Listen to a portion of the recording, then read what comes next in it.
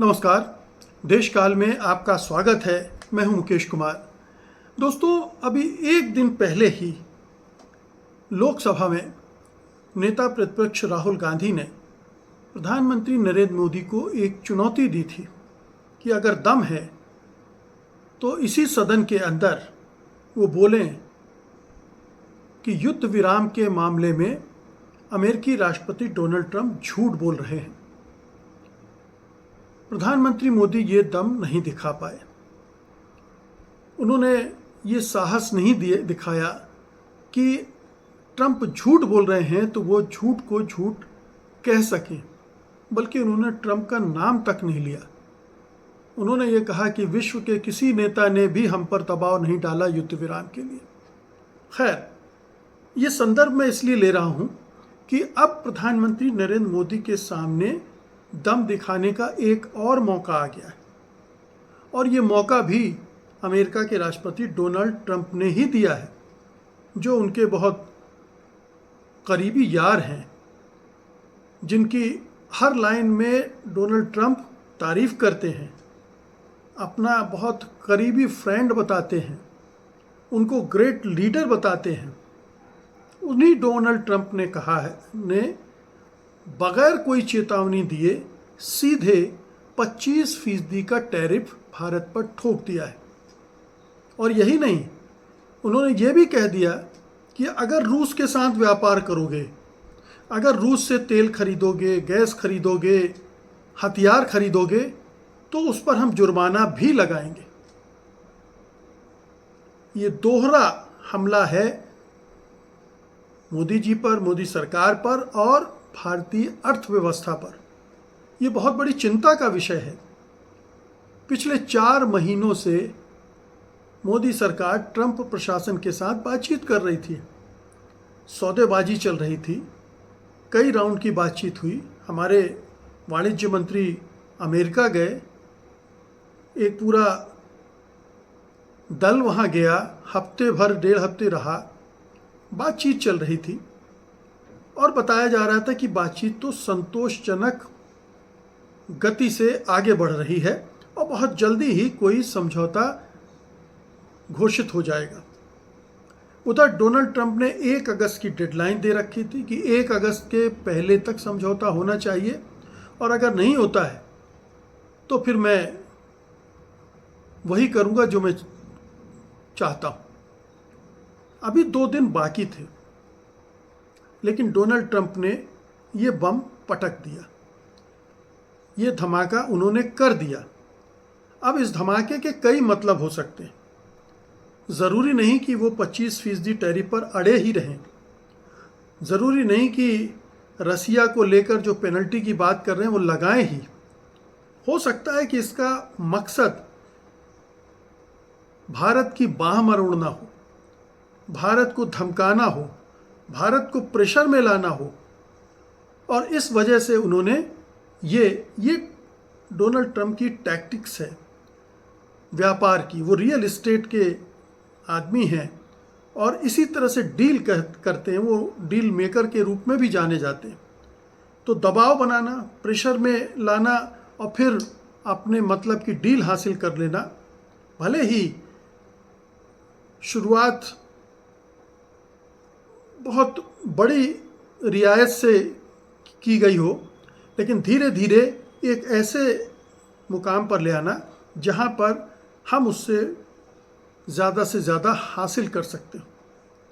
ये टैक्टिक्स उनकी कई देशों के साथ चल पड़ी। मसलन ब्रिटेन ने उनके साथ समझौता कर लिया।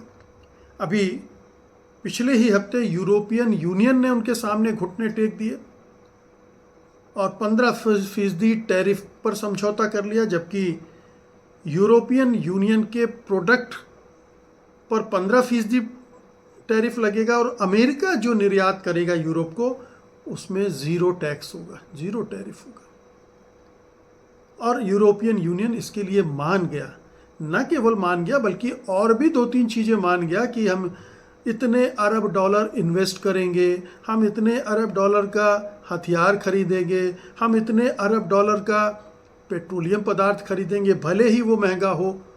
ये तमाम वादे कर दिए, धौंस में आकर यूरोपियन यूनियन ने, जो कि 27-28 देशों का समूह है, उसने घुटने टेक दिए।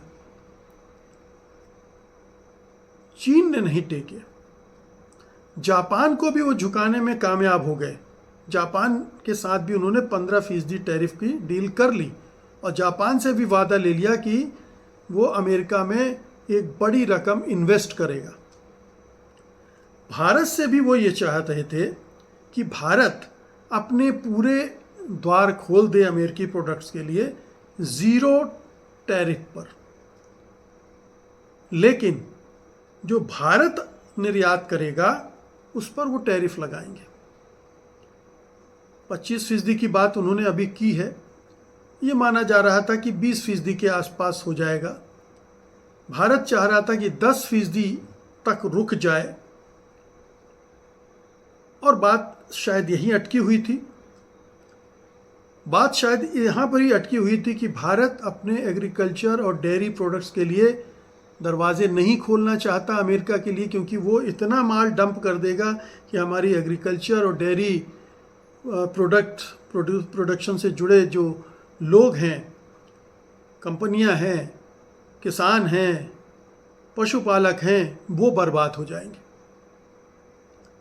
हालांकि भारत सरकार ने अभी तक किसी इस मामले में कोई चीज़ रिवील नहीं की है, लोगों को भरोसा में नहीं लिया है।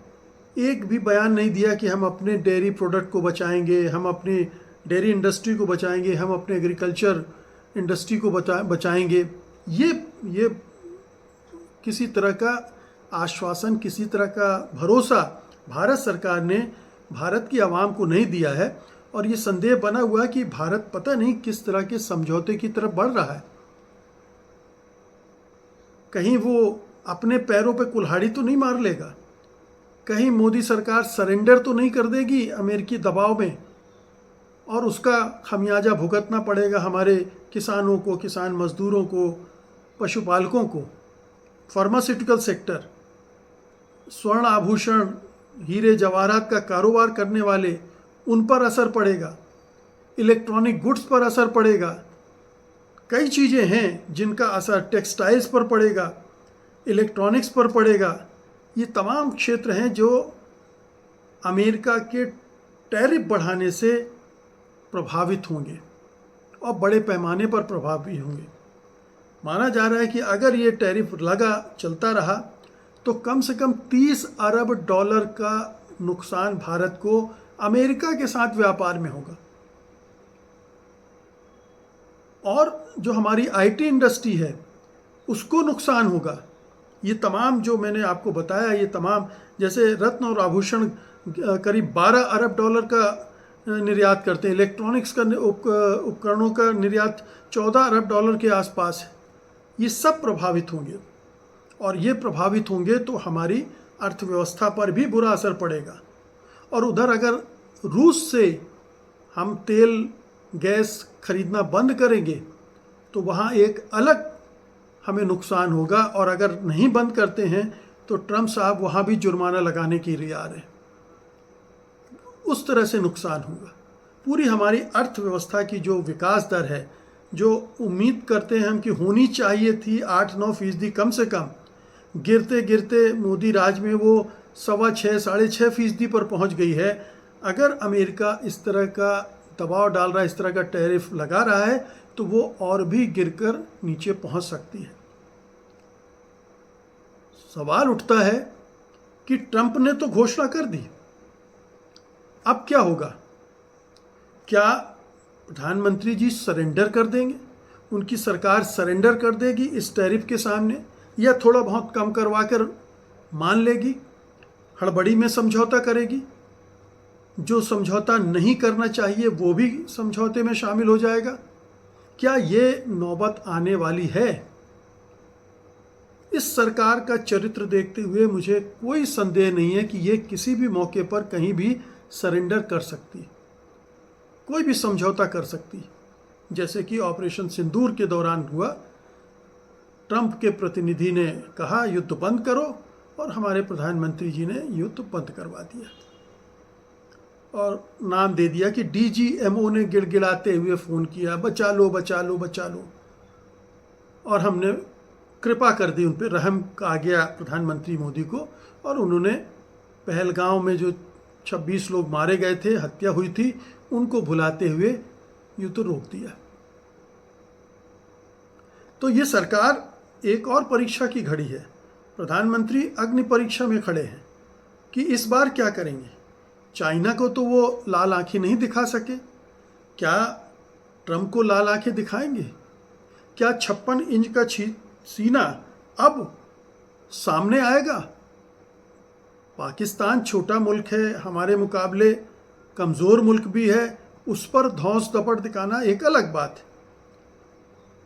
वो सॉफ्ट टारगेट है, आप उसके साथ सर्जिकल स्ट्राइक भी कर लो, उसके घुसकर आतंकवादी कैंप में भी हमले कर दो, लेकिन जब बात चीन और अमेरिका की आती है तब आप किस तरह से बिहेव करते हो, उससे पता चलेगा कि आपका सीना कितने इंच का है और आपकी आंखें कब लाल होती हैं और नहीं होती हैं। तो प्रधानमंत्री मोदी जी, अब आपको पूरा देश देख रहा है कि ट्रंप साहब की इस धमकी के बाद आप क्या करते हैं।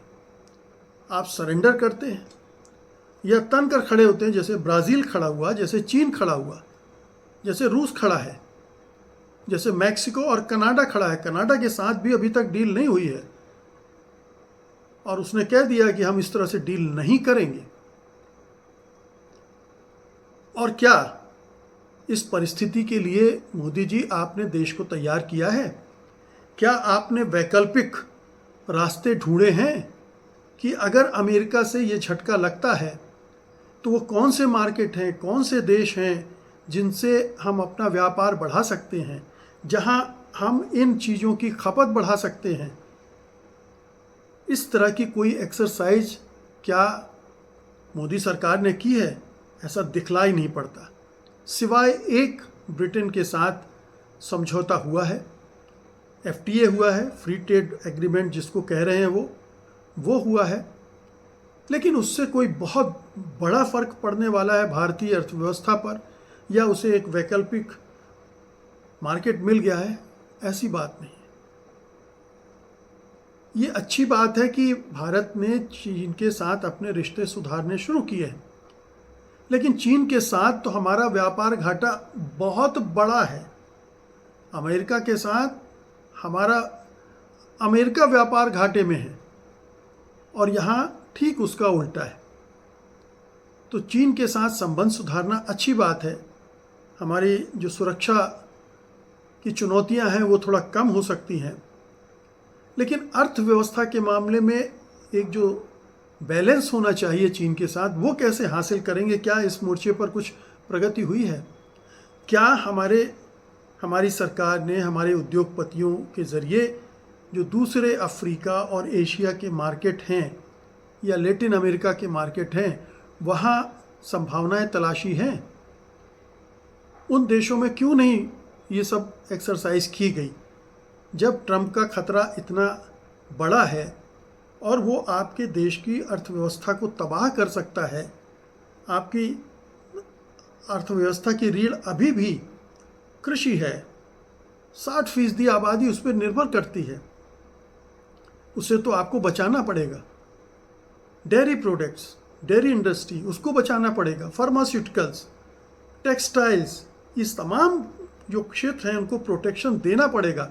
और ये जो ट्रंप साहब रोना रोते हैं कि सब भारत टैरिफ किंग है, वो इतने % टैरिफ लगा रहा है, ये सब भारत ने एक तरफा तौर पर नहीं किया है, ये मल्टीलैटरल फोरम में तय हुआ है।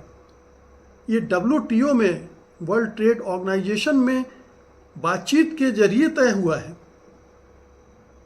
ये कोई अचानक ऐसा नहीं हुआ है। ये ट्रंप चीज़ों को ट्विस्ट कर रहे हैं, तोड़ मरोड़ रहे हैं,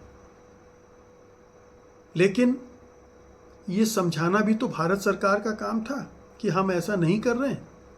दुनिया को बताना चाहिए था, देशवासियों को बताना चाहिए था। किसी भी मोर्चे पर क्या सरकार को आपकी कोई आवाज़ सुनाई दी? नहीं सुनाई दी, क्योंकि सरकार तो चुनाव लड़ने में व्यस्त है, प्रधानमंत्री तो चुनाव लड़ने में व्यस्त हैं। रैलियां सभा करने में व्यस्त हैं, वंदे मातरम ट्रेन को, वंदे भारत को झंडी दिखाने में व्यस्त हैं, पैकेज की घोषणा करने में व्यस्त हैं, अपोजिशन के नेताओं को ईडी सीबीआई वगैरह से परेशान करने में उनका वक्त ज़ाया होता रहता है। तो वो कब देश का ख्याल रख पाएंगे? और इसीलिए ये नौबत आ रही है, इसीलिए इन परिस्थितियों में जाकर भारत फंस रहा है जहां उसे एक बहुत बड़ी चुनौती का सामना करना पड़ेगा।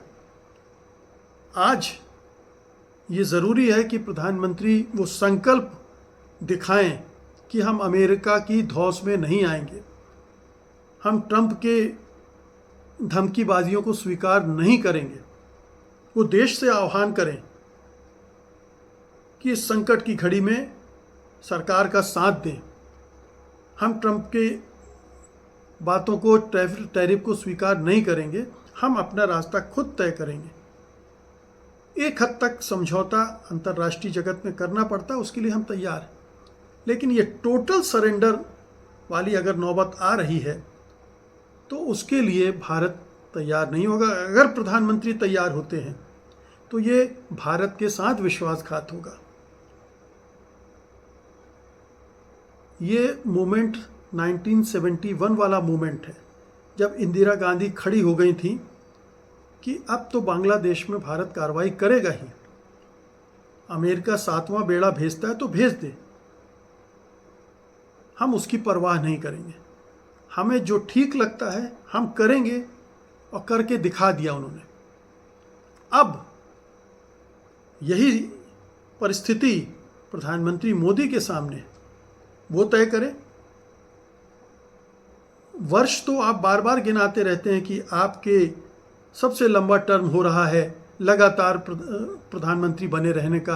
आपने प्रधानमंत्री इंदिरा गांधी को छोड़ दिया, अब नेहरू गांधी को भी छोड़ देंगे, नेहरू को भी छोड़ देंगे। अब ये बताएं कि इंदिरा गांधी जैसा जलवा क्या दिखाने के स्थिति में हैं? इतना साहस, इतना संकल्प उनके अंदर है कि राष्ट्र गौरव को, राष्ट्र की प्रतिष्ठा को बचा सकें? आने वाले कुछ दिन में ये तय हो जाएगा। बहुत बहुत शुक्रिया आपका, धन्यवाद, नमस्कार।